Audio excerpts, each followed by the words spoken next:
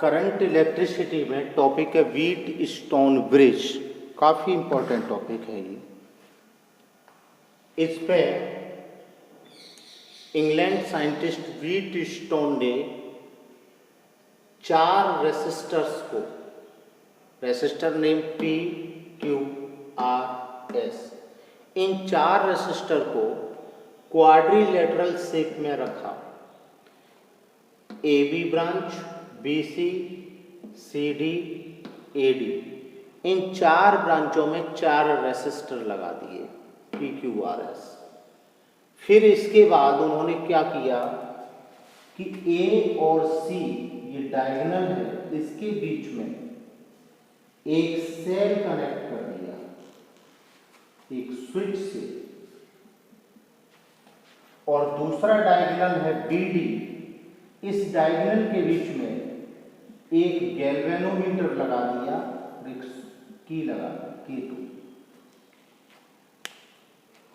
और इसको जब बैटरी को ऑन किया, जैसे ही इसको ऑन किया, की1 को ऑन किया, तो इसमें करंट फ्लो होने लगा। फिर उसके बाद K2 को ऑन किया, K2 को प्रेस किया, तो देखा कि गैल्वेनोमीटर में कोई डिफ्लेक्शन नहीं है। जब गैल्वेनोमीटर में कोई डिफ्लेक्शन नहीं है, इसका मीन्स है कि यहाँ इसमें करंट नहीं है। बी डी ब्रांच में करंट नहीं है, इलेक्ट्रिक करंट नहीं आ रहा। जब इलेक्ट्रिक करंट नहीं आ रहा तो इसकी वजह क्या हो सकती है? फिर उन्होंने इनको रेसिस्टर पहले सेम लिए थे, फिर इनकी वैल्यू चेंज किया तो गैल्वेनोमीटर में करंट हो गया, इसका डिफ्लेक्शन आया। तो उन्होंने ये देखा कि जब रेसिस्टर्स को इस क्वाड्रिलेटरल शेप में लगाते हैं और उनके एक डायगोनल के बीच में सेल लगाते हैं, दूसरे डायगोनल के बीच में गैल्वेनोमीटर लगाते हैं, तो पता लगता है कि P/Q = R/S। ये वाले रेसिस्टर्स का रेशियो और इन वाले रेसिस्टर्स का रेशियो अगर सेम हो रेशियो, तो गैल्वेनोमीटर में कोई डिफ्लेक्शन नहीं होता। In this case galvanometer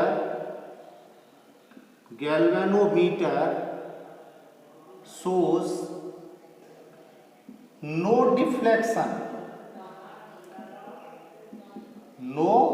deflection, इस केस में गैल्वेनोमीटर कोई डिफ्लेक्शन शो नहीं करता। जब गैल्वेनोमीटर कोई डिफ्लेक्शन शो नहीं करेगा तो हम कह सकते हैं दिस इज बैलेंस्ड। ये गैल्वेनोमीटर का बैलेंस्ड कंडीशन है, बैलेंस्ड कंडीशन। इसमें वो एक ब्रिज की तरह वर्क करता है। किस तरह वर्क करता है? ब्रिज की तरह वर्क करता है। इलेक्ट्रिक करंट यहां से पास हो जाता है, इलेक्ट्रिक करंट यहां से पास हो जाता है, लेकिन इलेक्ट्रिक करंट बीच वाले में गैल्वेनोमीटर में नहीं आता। जब गैल्वेनोमीटर में कोई करंट नहीं आता तो क्या हुआ? इसका मतलब कि हमारा जो व्हीट स्टोन है वो बैलेंस में है, और व्हीट स्टोन नाम के साइंटिस्ट ने इसको बनाया और ये ब्रिज की तरह वर्क करता है, इसलिए इसका नाम हो गया व्हीट स्टोन ब्रिज। अब इसको हम किरचॉफ लॉ से प्रूफ करते हैं कि किरचॉफ लॉ से हम इसको P/Q = R/S को कैसे डिफाइन कर पाएंगे। तो यहाँ पर इसको किरचॉफ लॉ से प्रूफ कर रहे हैं। मान लिया यहाँ से करंट I आ रहा है और A पॉइंट से इधर वाली ब्रांच में I1 करंट गया, इधर वाली ब्रांच में I2 करंट गया। अब इधर वाली ब्रांच में I1 करंट गया, इधर वाली ब्रांच में I2 करंट गया, और फिर यहां इसमें I1 गया और इसमें I2 गया।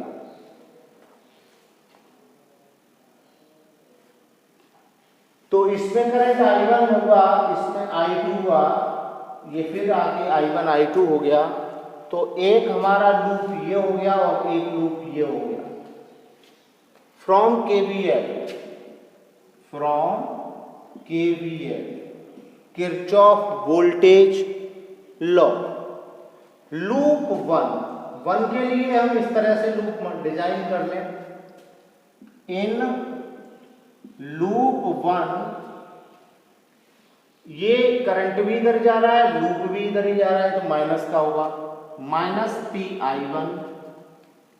आगे आते हैं, अब यहां करंट नीचे जा रहा है और लूप ऊपर की तरफ जा रहा है। देखिए लूप का डिजाइन ऊपर की तरफ है, तो ये प्लस का होगा I2R और इक्वल टू 0, कहीं कुछ चल नहीं।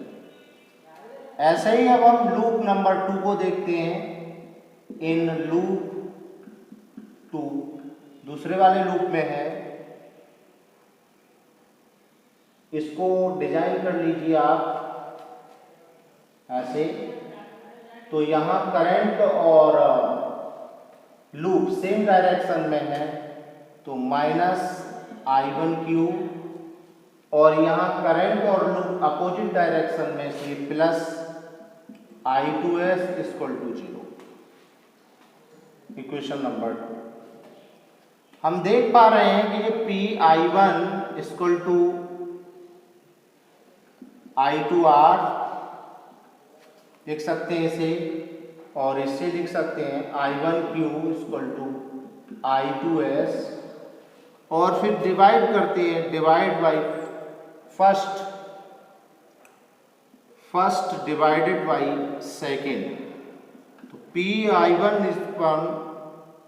QI1 equal to I2R upon I2S। I1 से I1 कैंसिल, I2 से I2 cancel, P upon Q equal to R upon S।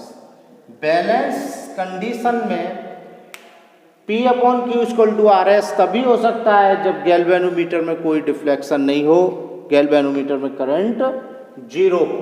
तो यहाँ से I1 करंट गया, इधर 0 करंट है तो इस पर I1 चला जाएगा, इधर से I2 गया, इधर 0 है तो इधर नहीं है, तो इधर ही करंट चला जाएगा टोटल। तो ये टोटल करंट इधर पास हो जाता है, ये टोटल करंट इधर पास हो जाता है, बीच वाले में कोई भी करंट नहीं आता।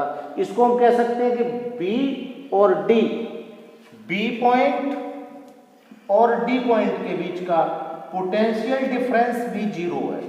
जब करंट सेम हो, पोटेंशियल सेम हो 2 पॉइंट का, तो उनके बीच में करंट फ्लो नहीं होता। तो ये हमारा व्हीटस्टोन ब्रिज है, और बैलेंस व्हीटस्टोन ब्रिज का ये फॉर्मूला होता है। ये एक टॉपिक है करंट इलेक्ट्रिसिटी में, इसको समझना बहुत जरूरी है क्योंकि इसका आगे यूज होता है।